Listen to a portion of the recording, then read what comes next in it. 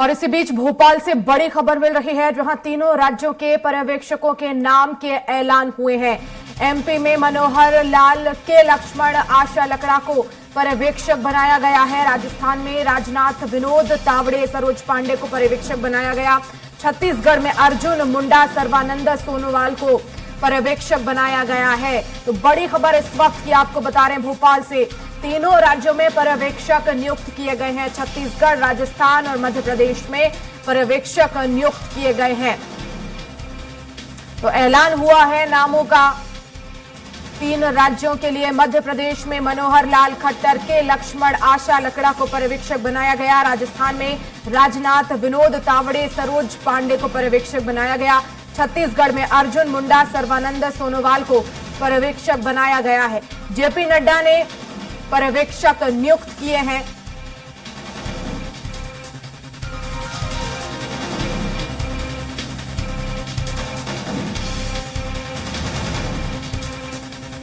और इस खबर पर हमारे साथ ज्यादा जानकारी के लिए संवाददाता दुर्गेश गुप्ता भोपाल से जुड़ गए हैं, साथ ही साथ रायपुर से हमारे साथ हेमंत शर्मा जुड़ गए हैं।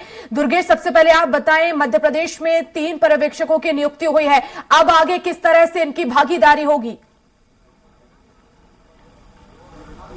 बिल्कुल वर्षा, स्पष्ट तौर से लंबे इंतजार के बाद में मध्य प्रदेश में ऑब्जर्वेशन भारतीय जनता पार्टी ने नियुक्त कर दी है, जिसमें मनोहर लाल के लक्ष्मण और आशा लकड़ा को यहां पर जिम्मेदारी सौंपी गई है। मध्य प्रदेश के मुख्यमंत्री फेस को लेकर जिस तरीके से पिछले 1 हफ्ते से लगातार गहमागहमी चल रही थी, उसको लेकर भारतीय जनता पार्टी ने पहले ऑब्जर्वेशन यहां पर तैनात किए हैं, तैयार किए हैं और उनकी नियुक्ति की है। उसके बाद यही ऑब्जर्वेशन आकर यहां पर मुख्यमंत्री के नाम की घोषणा कर सकते हैं। जिस तरीके से लंबे अंतराल के बाद में देखा जा रहा था कि सीएम फेस को लेकर काफी गहमा गहमी चल रही थी, तमाम नेता लगातार दिल्ली में मुलाकात कर रहे थे, दिल्ली में बैठक कर रहे थे। उसके बाद कई कयास लगाए जा रहे थे कि मध्य प्रदेश में कोई मुख्यमंत्री सीएम फेस को लेकर काफी चेहरों पर कयास लगाए जा रहे थे, लेकिन बहरहाल सबसे पहले पर्यवेक्षक भारतीय जनता पार्टी ने नियुक्त किए हैं। यही पर्यवेक्षक मध्य प्रदेश में आकर जो भारतीय जनता पार्टी के तमाम विधायक हैं उनसे रायशुमारी करेंगे, जो बड़े नेता हैं उनसे रायशुमारी करेंगे और रायशुमारी करने के बाद में सीएम फेस पर अंतिम मुहर इन पर्यवेक्षकों के द्वारा लग सकती है। जी बिल्कुल, बने रहिएगा। हेमंत लगातार बने हुए हैं। हेमंत, छत्तीसगढ़ में भी पर्यवेक्षकों का ऐलान हुआ है। अर्जुन मुंडा है, सर्वानंद सोनोवाल है। कितने महत्वपूर्ण ये चेहरे और आने वाले समय में छत्तीसगढ़ के लिए क्या कुछ और महत्वपूर्ण? देखिए, बीजेपी के नेताओं ने कल ही ये संकेत दे दिए थे कि जल्द ही तीनों राज्यों के लिए पर्यवेक्षकों की नियुक्ति की जाएगी और तीनों राज्यों के लिए पर्यवेक्षकों की नियुक्ति की गई है। सीएम फेस को लेकर नाम इन पर्यवेक्षक तय करेंगे। और छत्तीसगढ़ की बात की जाए तो केंद्रीय राज्य मंत्री अर्जुन मुंडा, केंद्रीय मंत्री सर्वानंद सोनोवाल और जो बीजेपी के राष्ट्रीय महासचिव हैं दुष्यंत कुमार गौतम, उनको जवाबदारी दी गई है। और तीनों नेताओं के बारे में जानकारी मिल रही है कि आज शाम या कल सुबह वो रायपुर पहुंचेंगे। तीनों दिल्ली में मौजूद हैं और वहां पर पहले राष्ट्रीय अध्यक्ष जेपी नड्डा से उनकी मुलाकात होगी। उसके साथ साथ जो प्रदेश के प्रभारी हैं ओम माथुर, सह प्रभारी नितिन नवीन और जो चुनाव के सह प्रभारी थे मनसुख मांडविया, इनके साथ भी वहां पर इनकी मीटिंग होगी। और सभी जो 6 नेता हैं वो रायपुर पहुंचेंगे आज शाम तक या कल सुबह। और उसके बाद कल संभवतः हो सकता है कि विधायक दल की बैठक हो और उस विधायक दल की बैठक की रायशुमारी के बाद सीएम फेस को लेकर नाम तय हो जाएगा।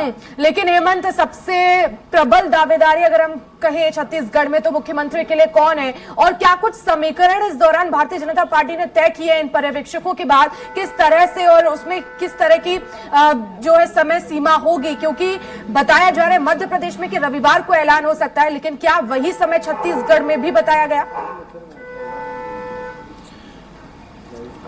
देखिए, छत्तीसगढ़ में भी उसी के आसपास मुख्यमंत्री कौन होगा छत्तीसगढ़ में उसका ऐलान हो जाएगा। और जिस तरीके से आपने बात की कि प्रमुख दावेदार कौन है, 4-5 नेता हैं छत्तीसगढ़ में जिन्होंने चुनाव जीतकर वो आए हैं और एक बड़ी जिम्मेदारी पहले भी उन्हें मिली थी और अभी भी हो सकता है कि किसी एक को अगर मुख्यमंत्री बनाया जाता है तो जो और अन्य नाम है उनको कोई ना कोई बड़ी जिम्मेदारी दी जाएगी। प्रमुख तौर पर जो नाम है उसको मैं फिर से बता देता हूं। प्रदेश अध्यक्ष बीजेपी के अरुण साव, पूर्व सीएम डॉक्टर रमन सिंह, केंद्रीय राज्य मंत्री रेणुका सिंह, विष्णु देव जो पूर्व केंद्रीय मंत्री रह चुके हैं, पूर्व प्रदेश अध्यक्ष रह चुके हैं बीजेपी के, उनका नाम है। इसके अलावा गोमती साय को भी मुख्यमंत्री बनाया जा सकता है। ये सभी नाम है, प्रमुख दावेदार हैं और इनमें से एक नाम तय करना है। ये जो तमाम जो पर्यवेक्षक बनाए गए हैं, केंद्रीय पर्यवेक्षक, उनकी जिम्मेदारी अब यह है कि वो रायपुर पहुंचेंगे। रायपुर में विधायक दल की बैठक होगी और एक बड़ी खबर ये आ रही है कि विधायक दल की बैठक कल दोपहर के बाद हो सकती है और सभी विधायकों को अब सूचना दी जा रही है कि वो विधायक दल की बैठक के लिए रायपुर आए। बिल्कुल बने रहिएगा। दुर्गेश, किस तरह से, क्योंकि पर्यवेक्षक नियुक्त किए गए हैं और कैलाश विजयवर्गीय का भी बयान आया कि रविवार तक ये स्थिति भी साफ हो जाएगी, विधायक दल की बैठक भी होनी है, तो ऐसे में क्या माना जाए कि जो 3 पर्यवेक्षक नियुक्त किए गए वो जल्द से जल्द इस पर फैसला लेंगे और ओबीसी चेहरा जो होगा इस बार मुख्यमंत्री के रूप में, या फिर डिप्टी सीएम भी जो है इस बार बीजेपी की तरफ से मध्य प्रदेश में नियुक्त होंगे? बिल्कुल वर्षा, अगर देखा जाए जिस तरीके से भारतीय जनता पार्टी ने लंबे अंतराल के बाद में, एक हफ्ता हो गया, एक हफ्ते बाद में ऑब्जर्वर यहां पर मध्य प्रदेश में तैनात किए हैं, ऑब्जर्वरों की नियुक्ति कर दी है और यही ऑब्जर्वर यहां पर आकर विधायक दल की बैठक में सीएम फेस को लेकर यहां पर पर्चा खोलेंगे और सीएम फेस पर अंतिम मुहर लगाएंगे। चूंकि विधायक दल की बैठक होगी, विधायक दल की बैठक में ही यह बात रखी जाएगी। हालांकि मुख्यमंत्री के दौड़ की बात करें तो यहां पर सबसे पहले प्रहलाद पटेल का नाम, उसके बाद बीडी शर्मा का नाम, फिर नरेंद्र सिंह तोमर का नाम, यह नामों पर चर्चा की जा रही है और नामों पर चर्चा की जा रही थी केंद्र में कई बार इनकी बैठक भी हो चुकी है और इनकी मुलाकात भी हो चुकी है। यहां पर चूंकि प्रहलाद पटेल भी यहां पर आए हुए थे विधानसभा पर और प्रहलाद पटेल जी के पास हम आपको ले चलते हैं। प्रहलाद पटेल जी से जानेंगे कि यहां पर ऑब्जर्वर की नियुक्ति कर दी गई है मध्य प्रदेश में और किस तरीके से इनको 3 ऑब्जर्वर यहां पर नियुक्त किए गए। हमारे साथ यह प्रहलाद पटेल यहां ऑब्जर्वर सर नियुक्त कर दिए गए, सर ऑब्जर्वर नियुक्त कर दिए गए 3 कब बैठक? आप लोग ज्यादा बेचैन थे, मैंने कहा था जल्दी हो जाएगा, देरी नहीं है। सर ये ऑब्जर्वर विधायक दल की बैठक कब हो सकती है सर? ये जब मुझे सूचना आएगी तो मैं आपको बताऊंगा। सर सीएम फेस को लेकर काफी चर्चा चल रही है, सीएम फेस को लेकर आपका भी नाम चल रहा है, क्या कह सकते हैं? आप सबका धन्यवाद। कैलाश विजयवर्गीय ने बोला था रविवार तक यह सस्पेंस जो है, रविवार तक सस्पेंस क्लियर हो जाएगा, रविवार तक सीएम फेस चलना पड़ेगा। कोई सस्पेंस नहीं है, पार्टी अपनी प्रक्रिया से चलती है, उसका आपको इंतजार करना पड़ेगा। स्पष्ट तौर से वर्षा यहाँ पर ऑब्जर्वर जो है, ऑब्जर्वर नियुक्त किए गए हैं प्रहलाद पटेल के मुताबिक। स्पष्ट तौर से यहाँ पर जिस तरीके से ऑब्जर्वरों की नियुक्ति की गई है, यही ऑब्जर्वर विधायक दल की बैठक को लेकर सूचना की जाएगी और सूचना दी जाएगी और विधायक दल की बैठक में ही सीएम फेस को लेकर। बिल्कुल दुर्गेश, और आपने भी सवाल किया कि आखिर सीएम कौन होगा, सीएम का फेस कौन है, उस पर भी प्रहलाद पटेल जो है वो बोलने से बचते हुए नजर आए और जिस तरह से सामूहिक नेतृत्व पर बीजेपी ने चुनाव लड़ा और अभी भी अपने पत्ते खोलने से बच रही है बीजेपी। बिल्कुल स्पष्ट तौर से कहा जा सकता है जिस तरीके से कहीं ना कहीं भारतीय जनता पार्टी ने अभी ऑब्जर्वरों की नियुक्ति की है और ऑब्जर्वर की नियुक्ति करने के साथ साथ में कहीं ना कहीं सीएम फेस को लेकर किसी भी प्रकार से भी बयान निकलकर सामने नहीं आ रहा। प्रहलाद पटेल चुप्पी साधे हुए, प्रहलाद पटेल कुछ भी बोलने से बच रहे हैं। इसके अलावा अगर बात की जाए तो कैलाश विजयवर्गीय से बयान आया था कि संडे यानी रविवार तक आपका इंतजार खत्म हो जाएगा। प्रहलाद पटेल ने हालांकि सीएम फेस को लेकर कहीं ना कहीं चुप्पी साध ली है। उनका यह कहना है, सीएम प्रहलाद पटेल यहां विधानसभा पहुंचे थे, विधानसभा की जो औपचारिकताएं हैं विधानसभा सदस्य की, वह औपचारिकताएं पूरी करने के लिए पहुंचे थे। उनसे ऑब्जर्वर के सवाल पर उन्होंने स्पष्ट तौर से बताया कि जल्द ही जिस तरीके से ऑब्जर्वरों की नियुक्ति की गई है, इसी नियुक्ति के साथ में अब विधायक दल की बैठक की सूचना आएगी और विधायक दल की बैठक जब होगी उसमें सीएम फेस को लेकर नाम स्पष्ट हो जाएगा। जी लेकिन रविवार, क्योंकि कैलाश विजयवर्गीय की तरफ से भी कहा गया कि रविवार तक स्थिति साफ हो जाएगी और बीजेपी भी चाहेगी कि जल्द से जल्द जो है अब सीएम फेस का भी ऐलान कर दिया जाए। बिल्कुल स्पष्ट तौर से जिस तरीके से कैलाश विजयवर्गीय ने बीते हुए दिन एक बयान दिया था कि संडे तक आपका इंतजार खत्म हो जाएगा, यानी मध्य प्रदेश की जनता को एक सीएम के तौर पर वह नाम मिल जाएगा जो मध्य प्रदेश की कमान अब अगले 5 साल तक संभालेगा। जिस तरीके से कई प्रकार के कयास लगाए जा रहे थे कि जितने सांसद और केंद्रीय नेतृत्व ने यहां पर चुनाव लड़ा था उनमें से किसी एक चेहरे को केंद्रीय आला कमान दे सकता है सीएम की, उसको लेकर कई प्रकार के कयास लगाए जा रहे थे। प्रहलाद पटेल का नाम सबसे पहले सुर्खियों में सबसे पहला नाम चल रहा था और उसी नाम के साथ में यह पुष्टि की जा रही थी कि प्रहलाद पटेल मध्य प्रदेश के अगले सीएम हो सकते हैं, चूंकि ओबीसी का एक बहुत बड़ा चेहरा है और मध्य प्रदेश में ओबीसी वर्ग को साधने के लिए कहीं ना कहीं सीएम फेस को लेकर ओबीसी वर्ग से ही निकालकर सीएम देना था। इसके अलावा अगर बात की जाए तो प्रहलाद पटेल के अलावा बीडी शर्मा, नरेंद्र सिंह तोमर के नाम चल रहे थे। हालांकि यहां पर जब प्रहलाद पटेल से सवाल किया गया तो कहीं ना कहीं सीएम के नाम पर, सीएम के सवाल पर उन्होंने चुप्पी साध ली है। हालांकि इशारों में यह बात उन्होंने स्पष्ट कर दी है कि ऑब्जर्वर नियुक्त कर दिए गए हैं और यह ऑब्जर्वर यहां मध्य प्रदेश पहुंच चुके हैं। अब विधायक दल की बैठक को कॉल किया जाएगा, सूचना दी जाएगी। विधायक दल की बैठक में सीएम फेस को लेकर और सीएम के चेहरे को लेकर अंतिम मुहर लग जाएगी। जी बिल्कुल। और हेमंत, छत्तीसगढ़ में जिस तरह से जिम्मेदारी दी गई है केंद्रीय मंत्रियों को, तो क्या माना जाए यहां पर भी क्या ओबीसी के रूप में एक बड़ा चेहरा मुख्यमंत्री के लिए हमें देखने को मिलेगा, या फिर इस बार आदिवासी चेहरे पर भी जा सकती है बीजेपी? हाँ, देखिए जिस तरीके से नए समीकरण रोज सामने आ रहे हैं छत्तीसगढ़ को लेकर, उस पे यही कहा जा रहा है कि हो सकता ओबीसी और या तो आदिवासी समाज से मुख्यमंत्री का चेहरा यहाँ पर हो सकता है।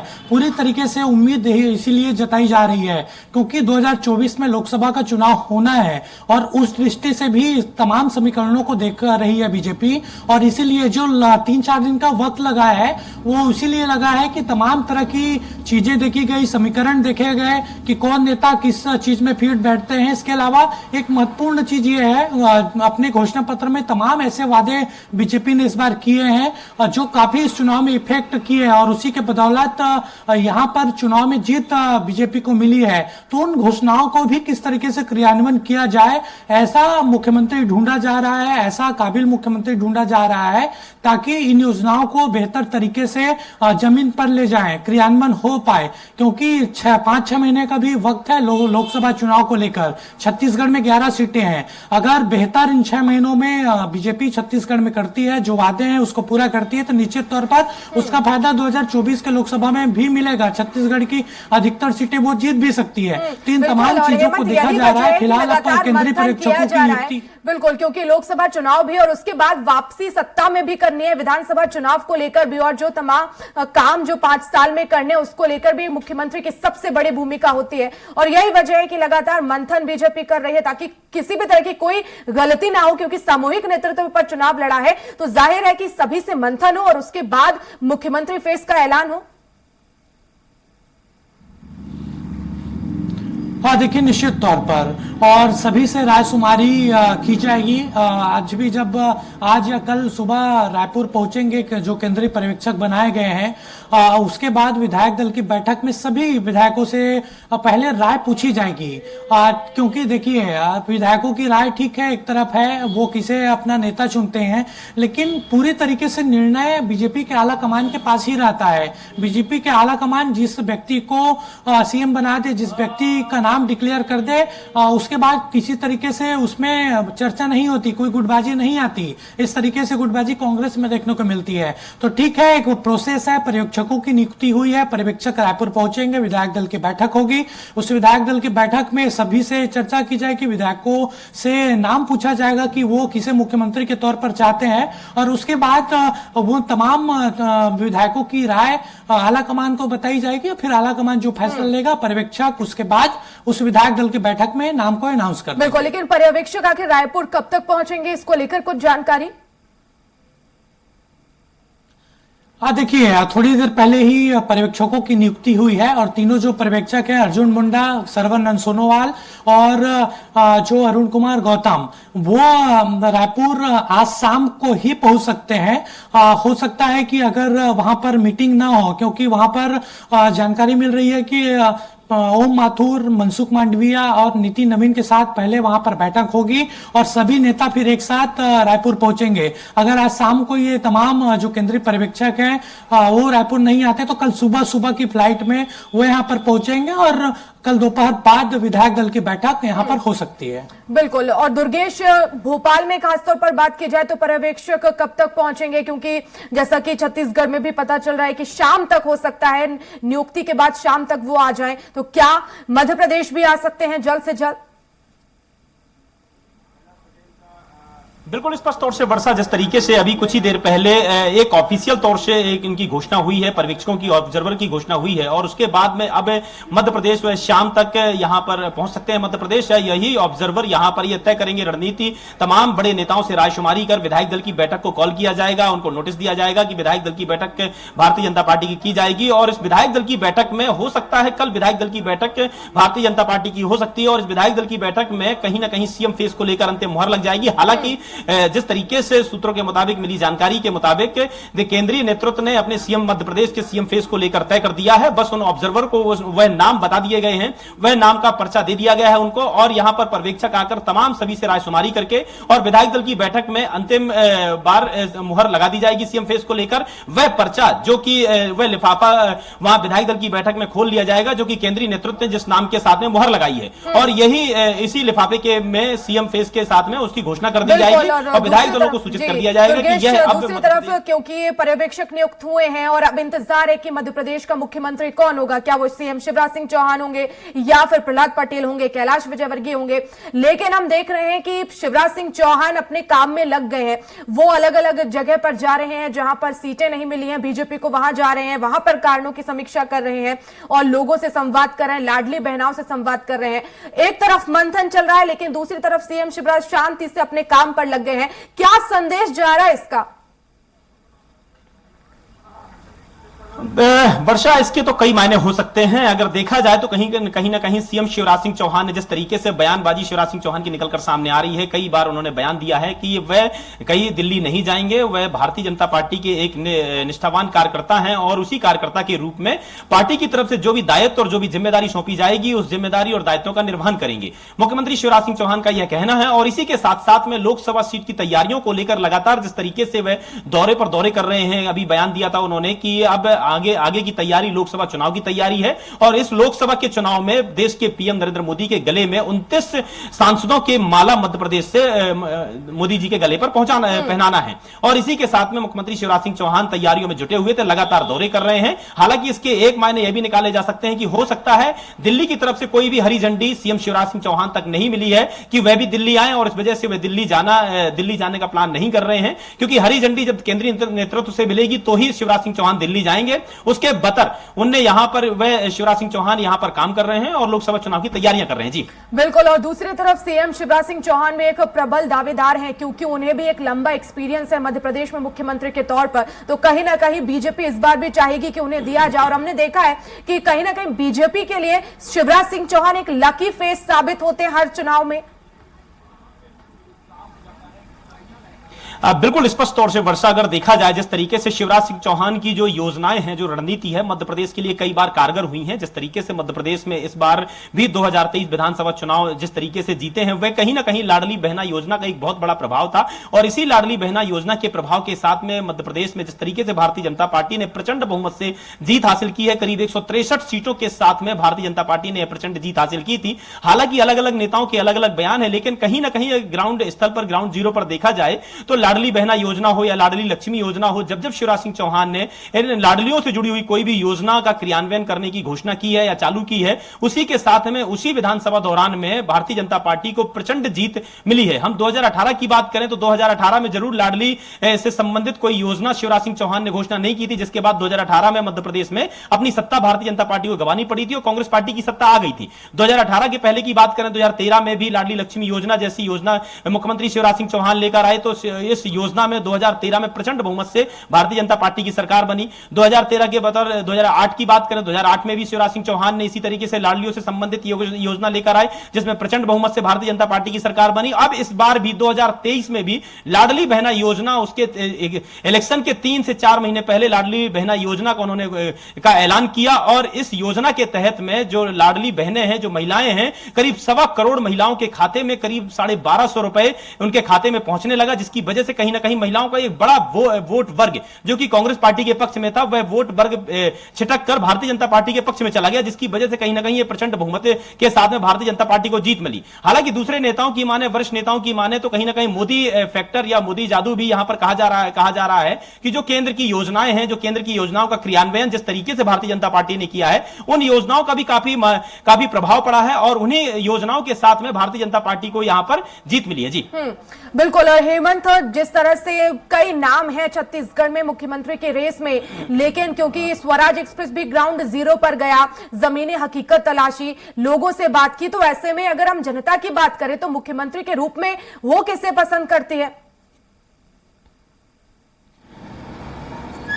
देखिए, इसमें लोगों की राय ठीक है अपनी होती है, अलग अलग क्षेत्र के अलग अलग राय है। देखिए आप अरुण साव के क्षेत्र में जाएंगे तो लोग कहेंगे अरुण साव मुख्यमंत्री बने, रेणुका सिंह के क्षेत्र में जाएंगे तो रेणुका सिंह लोग चाहते हैं कि मुख्यमंत्री बने। तो ये जो नेताओं के समर्थक रहते हैं, जो नेताओं के करीबी रहते हैं, वो चाहते हैं कि उनके नेता मुख्यमंत्री बने। लेकिन देखिए लोगों की राय से ज्यादा महत्वपूर्ण पार्टी का फैसला होगा। मैंने पहले ही कहा ना कि केंद्रीय पर्यवेक्षक यहाँ पर आएंगे, केंद्रीय पर्यवेक्षक रायशुमारी करेंगे विधायकों से, विधायकों की राय लेने के बाद फिर से आला कमान को सूचना दी जाएगी कि विधायकों की पसंद ये नेता है, और उसके बाद आला कमान से उनको बताया जाएगा एक नाम उसमें से, फिर उसके बाद ही अनाउंस किया जाएगा। कोई पहले से यहाँ पर बंद लिफाफा वाली बात नहीं है। वो आला कमान जो चीज तय कर देगा, जो नाम तय करेगा, वही मुख्यमंत्री होगा। और हालांकि जो अन्य नेता मुख्यमंत्री के रेस में शामिल होंगे, हो सकता है कि उनको भी अलग अलग जिम्मेदारी दी जाए। और चर्चा ये भी हो रही है कि एक सीएम के साथ एक डिप्टी सीएम भी बनाया जाए, और डिप्टी सीएम कौन होगा उसको लेकर भी कल एक तरीके से देखा जाए तो दोपहर बाद चीजें, तस्वीर साफ होती दिखाई देंगी। बिल्कुल। हेमंत, माफ कीजिएगा दुर्गेश, अगर मध्य प्रदेश की बात करें तो किस तरह से हम समय एक मानकर चलें कि मुख्यमंत्री के नाम का जो है ऐलान हो जाएगा? साथ ही साथ सीएम शिवराज सिंह चौहान को मध्य प्रदेश में काफी लंबा अनुभव है, एक इमोशनल कनेक्टिविटी भी वो रखते हैं जनता से, बहनों के लिए वो भाई हैं और जो बेटियां हैं उनके लिए एक मामा के तौर पर एक भूमिका है। तो कहीं ना कहीं बीजेपी इन सभी चीजों पर भी मंथन कर रही है और इमोशनल कार्ड खेला हमने देखा भी कि उन्होंने पूछा कि मैं चुनाव लड़ूं या ना लड़ूं। मुख्यमंत्री की तो यहां पर कोई बात ही नहीं थी, सामूहिक रूप से यहां पर जो है बीजेपी ने चुनाव लड़ा।